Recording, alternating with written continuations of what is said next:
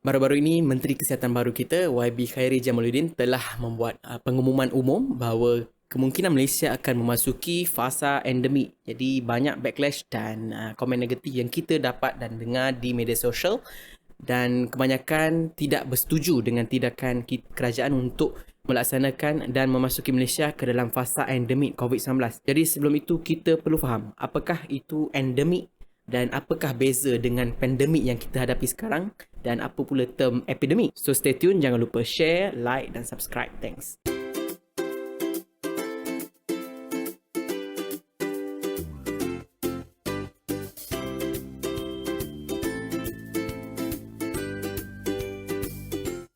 Okay, Assalamualaikum guys. Saya Syahzad daripada channel Jack Serious Talk. So, untuk video kali ini kita akan menceritakan tentang berita terkini dan hangat yang kita sudah dengari di media sosial itu mengenai kemasukan Malaysia ke fasa endemik COVID-19. Jadi apakah itu endemik dan apa beza dia dengan pandemik dan epidemik? So yang pertama kita dengar epidemik. Apa tu epidemik? Epidemik adalah suatu jangkitan yang terdapat di sesebuah tempat sahaja ataupun sebuah lokaliti sahaja di mana jangkitan itu meningkat secara mendadak dalam tempoh yang singkat sahaja. Apa pula pandemik? Jadi pandemik apabila epidemik itu berlaku secara besar-besaran meliputi banyak negara dan juga benua. Contohnya seperti yang kita ada sekarang iaitu COVID-19. Jadi apa beza dengan endemik? Endemik ni apabila suatu jangkitan di suatu tempat itu berlaku secara berterusan ataupun secara berterusan benda tu wujud dan sudah diterima pakai bahawa negara ni ada endemik penyakit ni. Jadi kalau contoh terdekat yang kita tahu macam Malaysia endemiknya selain daripada yang kita nak tahu COVID-19 ni, denggi lah. So setiap tahun memang akan ada, sepanjang tahun memang ada jangkitan denggi. Even pada musim COVID-19 ni, jangkitan denggi masih ada dan banyak kemasukan ward ke hospital masih ada even kita sudah sedang menghadapi pandemik COVID-19. So endemik di negara lain mungkin lain lah penjangkitannya. Mungkin ada yang yellow fever, ada yang chikungunya, ada yang JE, so lain lah. Malaria yang lainnya kan.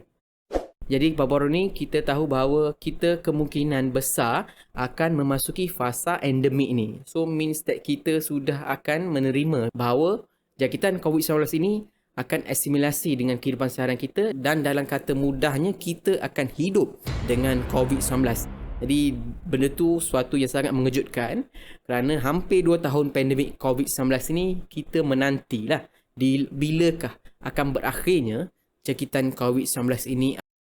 Even di negara-negara luar, Amerika Syarikat, UK dan negara jiran sekalipun di Singapura sudah membincangkan mengenai terma endemik. Pada awal kemunculan Delta variant ini, waktu tu jangkitan menaik mendadak, bukan negara Malaysia sahaja, malah di negara-negara luar. Waktu tu pakar-pakar mereka sudah membincangkan bahawa kemungkinan COVID-19 ini akan menjadi endemik di negara-negara mereka. Okay. Untuk memasuki fasa endemik COVID-19 ini, kadar vaksinasi di negara kita haruslah cukup tinggi, iaitu kalau kita tengok data sekarang kita punya kadar vaksinasi pada 51 hingga ke 52%. Dan seperti yang anda tahu, kerajaan sekarang mengambil beberapa langkah supaya kita bersedia untuk memasuki fasa endemik. Kerana bila kita masuk fasa endemik ni, maknanya kita boleh menjalani kehidupan seperti biasa, seperti normal sebelum wujudnya pandemik COVID-19 ini. Maknanya anda boleh rentas negeri, anda boleh travel, anda boleh makan ke kedai, anda boleh melakukan aktiviti seharian seperti biasa. Dan kita hanya memfokuskan kepada orang yang betul-betul sakit dan memerlukan rawatan di hospital, iaitu pada kategori 3 hingga 5 sahaja. So yang lain diorang akan bahagikan kepada sama ada kuarantin di rumah ataupun PKRC sahaja. Antara langkah lain kerajaan termasuklah dengan pengenalan website terbaru iaitu COVID Now. Kalau korang nampak perbezaan dengan website sebelum ni yang mana dia tunjuk by peta, by states yang tunjuk peratusan case. Now sekarang dia orang tunjuk by cumulative dan tak ada dah kategori 1 sampai 5, tapi dia lebih bagi kategori kepada sama ada perlukan rawatan di rumah saja iaitu home quarantine, PKRC, hospitalisasi ataupun yang memerlukan masukan ICU dan memerlukan bantuan pernafasan oksigen. Jadi kategori-kategori ini mungkin lebih nampak sebagai lebih objektif lah, supaya kita lebih faham. Dan dekat situ juga ditunjukkan secara berperinci lah dengan kes-kes mengikut negeri. Jadi anda boleh tengok dan juga kadar vaksinasi. I think website ni mungkin a bit better lah from the previous version. And of course kita tengok baru-baru ni juga kerajaan telah mengumumkan penurunan harga siling bagi home test kit, tu home test kit yang ada di market sekarang. Yang sebelum tu harga dia dalam lingkungan RM30 lebih sampai ke RM39. Now dah jatuh ke RM19. It is something yang sangat bagus lah. Secara amnya ia adalah something yang better lah. So, adakah wajar untuk negara kita memasuki fasa endemik? Saya berharap apabila fasa endemik ini dilaksanakan, negara kita betul-betul bersedia untuk memasuki fasa ini.